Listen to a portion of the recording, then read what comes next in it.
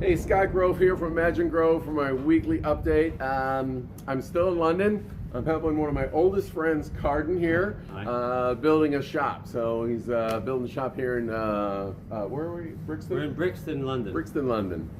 In any event, I don't have any woodworking tips for you for this week, but you're going to like this story. This is really an amazing story. So Carden and I have been friends for 55 years, something. I'm dating myself now, but in any event, okay, so I'm going to start this. Oh, we forgot our scepter, but anyhow. And now I have the talking stick. Okay, so his brother-in-law, we'll change the names. We'll call him James. We'll call him James. He is a big-time producer, and back in the late 80s, he was a real explorer, and he used to do documentary films. And he was on recon in one of the most remotest places in the country, or in the world, which is Papua New Guinea. It takes forever to get there, and you got to hike over the mountain, and you get into remote. And he lived there for 8 months in the jungle, interviewing different tribes to make them agree to video their wedding ceremony, right? That's right. Yeah, okay.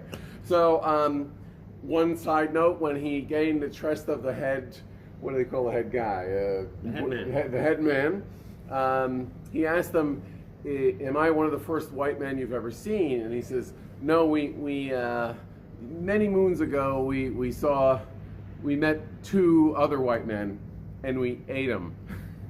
So that's the kind of place they were at. So so after he arranged a deal to make this documentary. Carden was the sound man. I was. Hopefully the sound is acceptable for you. We'll see. We'll see. And a cameraman. And then and that's it. So here's the talking stick. You get the talking stick now. So take it from here. Okay. Well, these guys. Yeah, speak up. I think these guys in Papua New Guinea, they don't fool around. It was like being in Brooklyn, which is how I got the job. If they don't like you, they kill you and they eat you. This is not. It's not normal behavior in the rest of the world, but this is their way of enforcing law. And James, the director, he came into a little trouble towards the end of the job, and this is after being there for 6 months on the crew. They wanted a lot of money because they thought, well, this is like a feature film. You're making a movie here. It's a love story. It's got to be like Hollywood Race. But Channel 4 in the UK doesn't pay that kind of rate for documentaries. So we didn't have that kind of money. Right. So the way they resolve their problems is normally through violence, but first they have a conversation about it. So the negotiation of the violence. The whole village gets together, and they hand you a stick, and whoever has the stick does the talking. They walk back and forth and they say, well, you said you were going to make a big movie, so you're making lots of money, but none of that money is coming to us. Where's it? What's in it for us? Nothing. And they're speaking pidgin, right?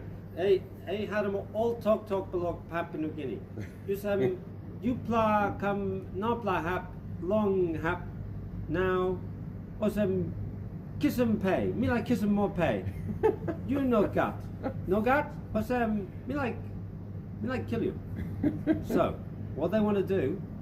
If they don't get their money, they're just going to kill us. And they arrange that, okay, tomorrow morning we're going to kill you. It's like, oh, okay, we can't agree. We're going to kill you tomorrow morning. They're going to kill us in the morning. So James picks up the stick. Now it's his turn to speak. He says, okay, you're going to kill us in the morning. Well, I can't do anything about that, he said. But you do realize we're here on the auspices of the Institute for Papua New Guinea Studies. Your government has asked us to come here. You know what they're going to do if you kill us. They're going to come here. They're going to cook 'em house belong you. That means burn down your houses. They're going to steal your Marys. That's all of your wives. Steal your Marys. And then they're going to kill all your pigs. Not the pigs. That's all their wealth is measured in pigs. Right. So we had a difficult night that night. I was stayed in the tent.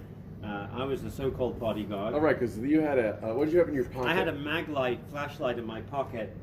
Which I wouldn't let anyone come near, so they'd think it was a gun. It looked like a gun from the pocket.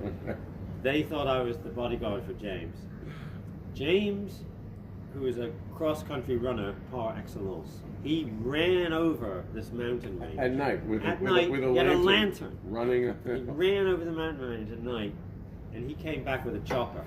And Mom was never so happy to see that chopper the next morning, man. We got out of there. And it like landed, you jumped on it, Landed. took off. The people were running all around. They were pissed, and we just took off. That was it. That was it. See you later, Mom. Very good. So anyhow, I hope you enjoyed that story. We've been sharing stories all night, and I just love that one. So I hope you enjoy that. I'll be reporting probably and do another post later this weekend. I go up to Inverness to northern Scotland. So I'll check in there. I've never been there. It's supposed to be beautiful country. Should be good weather. Yeah, beautiful weather. Like, what's that big ball of thing in the sky? Anyhow, oh, there's a plane. So thanks again for watching. Remember to subscribe, and we'll see you next time. Thanks for sharing. Imagine Grove. Okay, bye-bye.